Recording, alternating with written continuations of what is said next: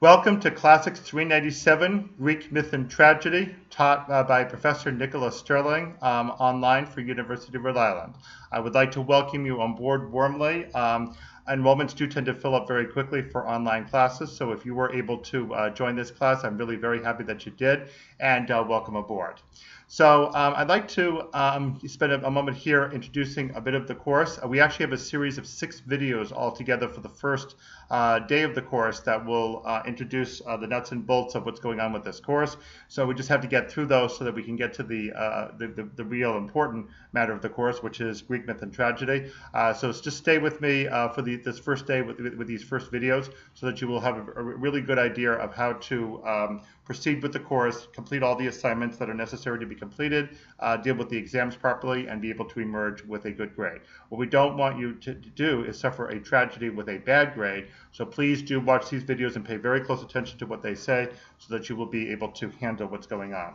So here we have our blue fellow here who unfortunately looks very, very sad. And that's because, of course, Greek tragedy can be very sad. But what I hope you'll discover as you read the Greek tragedians' works, those of Aeschylus, Sophocles, and Euripides, is that although the stories indeed can be sad, sometimes frightening, sometimes depressing, there's usually a lot to learn from them. There can be often the ennobling experience, what the ancient Greeks referred to as catharsis, something you might have heard from in a previous class, in order to enable us to learn from these errors and be able to improve our own lives. And in some cases, the tragedies even work out relatively well, even though there may have been a long struggle or ordeal to get to that final end. And sometimes that ending itself can be quite uplifting to see how a particularly troubled character is finally able to prevail. So although, yeah, there's a lot of sadness in Greek tragedy, there is quite a bit to appreciate and learn about in this interesting amalgamation of Greek mythology and tragedy that we'll be studying in this course.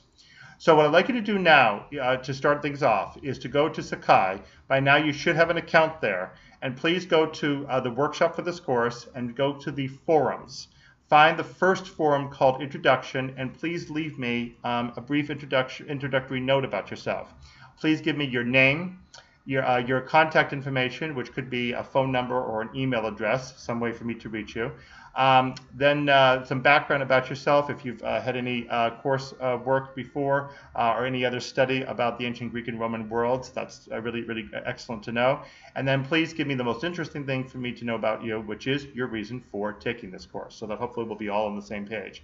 As soon as you're done with that, please submit that note to me and then come back quickly, because as I say, we have a whole series of videos to go through to explain the administrative stuff that we just got to get through, and then we'll be able to get started with Greek myth and tragedy. So please go and leave that note for me, and then come on back. And again, I would like to really welcome you really warmly to this course. It's really great to have you, and I hope that you'll find this a really uplifting and enjoyable experience.